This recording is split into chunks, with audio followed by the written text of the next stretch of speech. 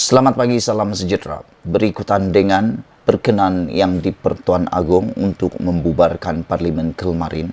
Setelah kita siasat dan kita teliti, rupa-rupanya inilah sebabnya yang di Pertuan Agong akhirnya memperkenankan pembubaran Parlimen.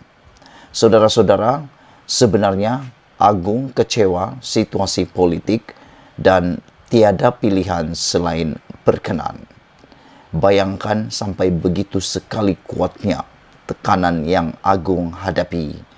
Yang di Pertuan Agong, Al-Sultan Abdullah Riayatuddin Al-Mustafa Billah Shah menzahirkan rasa kecewa dengan perkembangan politik negara dan tiada pilihan selain memperkenankan permintaan untuk Parlimen dibubarkan. Perkara itu disampaikan Datuk Pengelola Bijaya Diraja Istana Negara Datuk Seri Ahmad Fadil Samsudin dalam kenyataan hari ini. Pada masa sama, Ahmad Fadil juga berkata, Agong menzahirkan harapan agar Suruhanjaya Pilihan Raya SPR menjalankan PRU dalam masa terdekat dengan mengambil kira monsun timur laut yang diramal bermula pertengahan November ini. Seri Paduka Baginda menzahirkan rasa kecewa dengan perkembangan politik semasa dan Baginda tidak mempunyai pilihan lain selain memperkenankan permintaan Perdana Menteri Ismail Sabri Yaakob bagi memulangkan kembali mandat kepada rakyat untuk memilih kerajaan yang stabil. Justru Seri Paduka Baginda menzahirkan harapan agar SPR menjalankan PRU dalam tempoh terdekat dengan mengambil kira monsun timur laut yang diramal bermula pertengahan November 2022. Seri Paduka Baginda mengajak rakyat bersama mendoakan agar negara dan rakyat sentiasa dirahmati, diberkati dan dilindungi daripada sebarang bentuk musibah, khususnya bencana banjir, katanya. Ismail Sabri mengumumkan membubarkan Parlimen dalam perutusan yang disiarkan pada jam 3 petang kemarin. Susulan itu, PRU 15 perlu diadakan dalam tempo 60 hari. SPR dijangka akan mengadakan mesyuarat bagi menetapkan tarikh penamaan calon, tarikh undi awal dan tarikh mengundi. Sementara itu, Ahmad Fadil juga berkata, Agung menegaskan negara yang kukuh penting bagi menjamin kestabilan politik dan kemakmuran ekonomi yang berterusan. Dia juga memaklumkan Agung berkenan menerima menghadap Ismail Sabri Yaakob semalam di mana Perdana Menteri mengemukakan permintaannya untuk pembubaran Parlimen berkuat kuasa hari ini. Setelah memperhalusi permintaan tersebut, maka Seri Paduka Baginda selaras dengan kuasa-kuasa Baginda yang di Pertuan Agong seperti mana yang termaktub di bawah perkara 40 dalam kurungan 2 kurungan B, perkara 55 dalam kurungan 2, Perlembagaan Persekutuan telah memperkenankan permintaan Perdana Menteri bagi pembubaran Parlimen ke-14, katanya. Bayangkan saudara-saudara, Agung sendiri kecewa dengan perbuatan hianat politik Malaysia ini. Agung kecewa dengan situasi politik semasa Malaysia dan Baginda juga melalui Pengelola Bijaya Diraja mengatakan tiada pilihan selain memperkenan pembubaran Parlimen tersebut. Hanya satu parti yang bergembira sekarang, hanya UMNO, Barisan Nasional.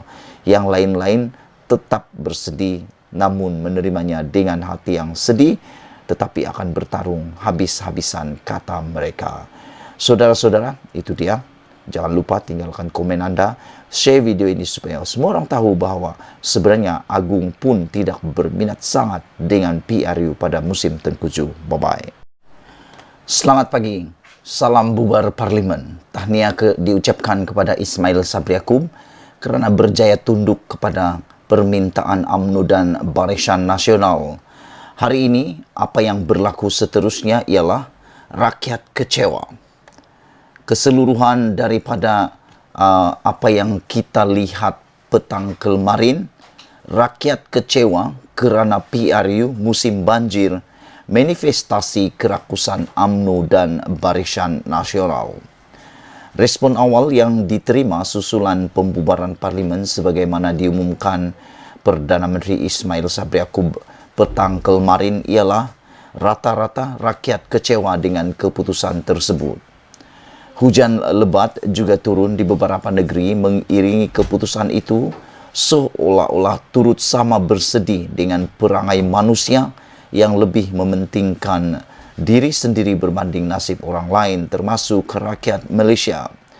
Sebaik pengumuman pembubaran itu, beberapa orang telah dihubungi oleh Sabudin Husin dan beberapa rakan kenalan dan saudara mara untuk bertanyakan pandangan awal mereka mengenainya. Saya juga sempat bercakap dengan beberapa pekedai yang saya singgahi sebentar tadi dan mengambil peluang bertanyakan perkara yang sama. Dalam perjalanan pulang ke rumah, saya turut bertanya 2-3 orang jiran dan kemudian melalui grup WhatsApp jiran-jiran setaman. Saya juga cuba mencuit respon mereka berkenan PRU yang bakal diadakan dalam tempoh terdekat ini dan dikabarkan pada pertengahan bulan November. Dalam semua respon yang didapati setakat ini, semua mereka, saya ulangi, semua mereka tanpa sembunyi telah melahirkan rasa kecewa mereka dan sedih dengan pembubaran tersebut. Kata mereka, kenapalah mereka yang berkaitan tidak memikirkan langsung keadaan negara dan cuaca yang sedang melanda sekarang ini. Yang lain pula berkata, apa guna Jabatan Meteorologi mengeluarkan kenyataan media dan amaran berkenaan ancaman banjir atau hujan lebat jika orang-orang yang berkuasa tidak memperdulikannya? Mengapa juga mereka tidak boleh bersabar sedikit sehingga Mac depan untuk mengadakan PRU, sebagaimana diramalkan oleh Jabatan Meteorologi bahwa ketika itu sudah berakhir musim tengkujuh dan hujan lebat. Secara umumnya mereka menemplak UMNO dan BN kerana terlalu dan tidak henti-henti memberi tekanan kepada Ismail Sabri agar segera memohon pembubaran parlimen. Mereka sebenarnya sedar Ismail Sabri tiada pilihan lain selain akur dengan kehendak UMNO, BN dan Zahid Hamidi. Ismail Sabri sebenarnya amat disedari oleh banyak pihak tidak begitu mahu PRU diadakan dalam masa terdekat. Tetapi kemampuan beliau untuk menahan kehendak dan kerakusan UMNO dan BN untuk berkuasa sepenuhnya dan secara solo begitu terhad sekali. Maka itulah yang difahami ramai mengapa pembubaran parlimen dicadangkan dalam waktu yang tidak sesuai ini. Kini, dengan cuaca mendung berterusan sejak beberapa hari lalu dan banjir juga telah berlaku di beberapa negeri, kita berserah kepada Allah sajalah. Jika selepas ini hujan terus turun tidak henti-henti dan banjir besar berlaku di kebanyakan negeri.